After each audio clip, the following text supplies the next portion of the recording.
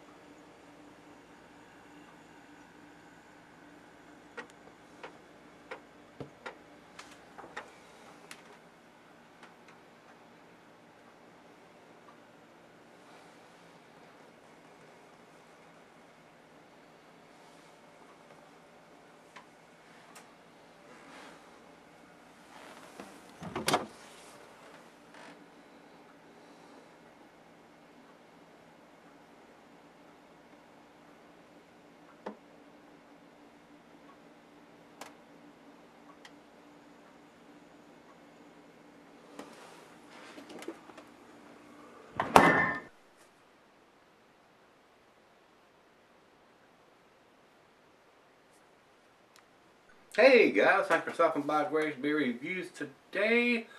Today's beer comes a long way away.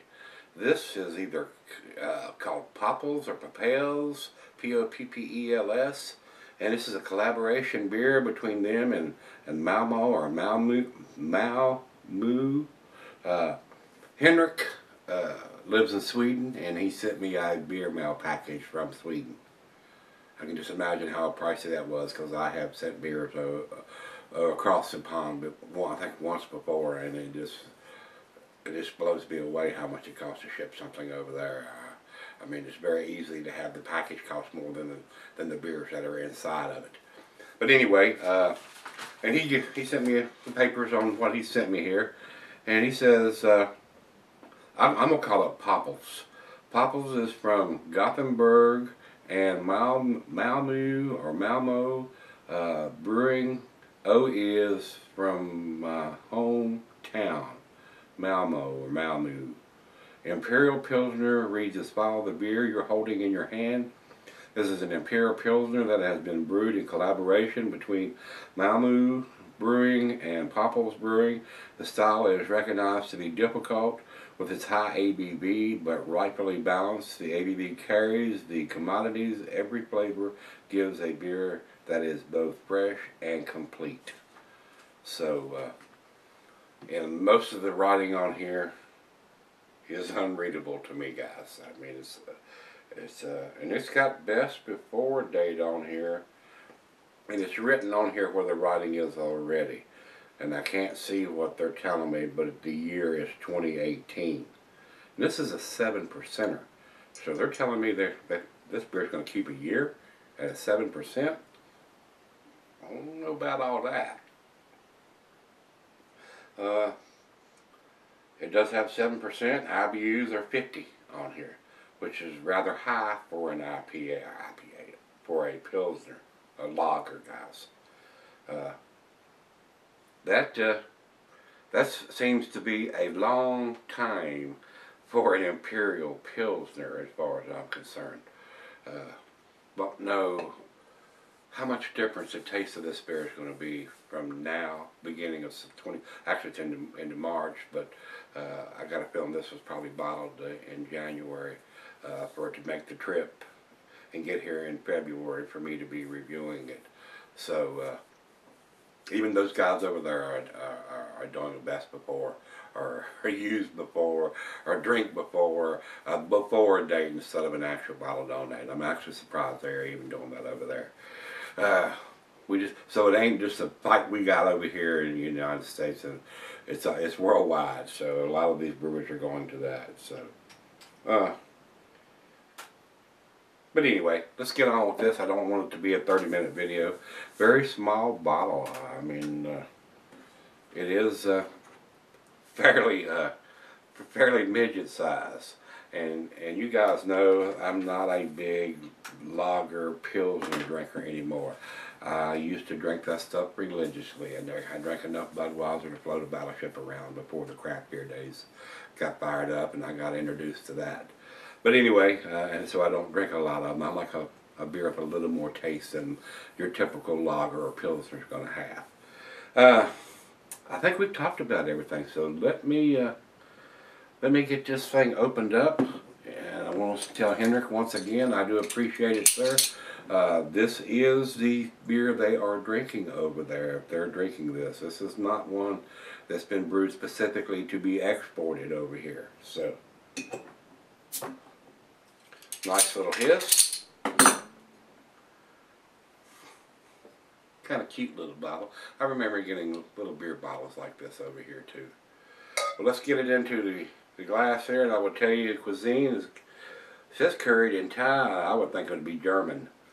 Sharp blue cheddar, meats, game and grilled meat, glass water, Pilsner glass or Poppels. This is my Pilsner glass, or lager glass I call it. And here it says can be sold for long periods under the proper conditions. So maybe I'm wrong on this. Didn't pour a very big head. It is a rich amber color. Let's get a nose on it. There's some nice maltiness to it. A little bit of grassy hops. Maybe some slight hint of some caramel in there. First beer of the day. Let's dive in. Cheers, everybody. Cheers, Henrik.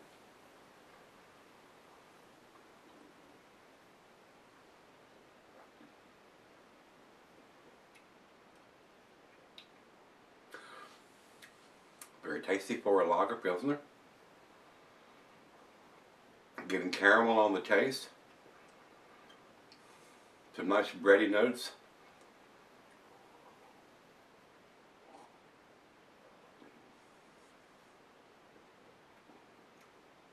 Very pleasant. A very pleasant beer. And I'm sure it's not made with a bunch of rice, corn, or extracts or any of that kind of crap. It's probably made with quality ingredients, guys. I would drink this over if I was over there and couldn't get an IPA or a stout or something like that. But I'm pretty sure those types of beers are available over there too, whether imported from here or something tasty that they make over there. And I do think he sent me an Imperial IPA, so we'll see how their IPAs compared to what ours. And of course, you know, us Americans like to hop everything to hell, and you know, me being a hophead, I don't have a problem with that, but ours are a little different than your typical English style IPAs and double IPAs, so we go a little overboard sometimes. But anyway, let me sip on this for a little bit, let her taste it, and we'll come back and see where it ends up. Alright guys, I'm back. Decent beer, guys. Well-made beer. To me, the alcohol is very well hidden for 7%. I really wouldn't classify 7% Pilsner and Imperial, but I guess it is. Nice caramel notes. Nice bready, crackery notes in there, and a hint of some grassy hops. About what you would expect from an Imperial Pilsner. So I'm pretty damn sure it's made with quality ingredients and no junk, no corn or rice or adjuncts or any of that kind of crap that the macros put in it over here. So very tasty beer. Like I said, if this was all that was available, or if I was over there, I'd probably have this if I couldn't get an IPA. Final chug.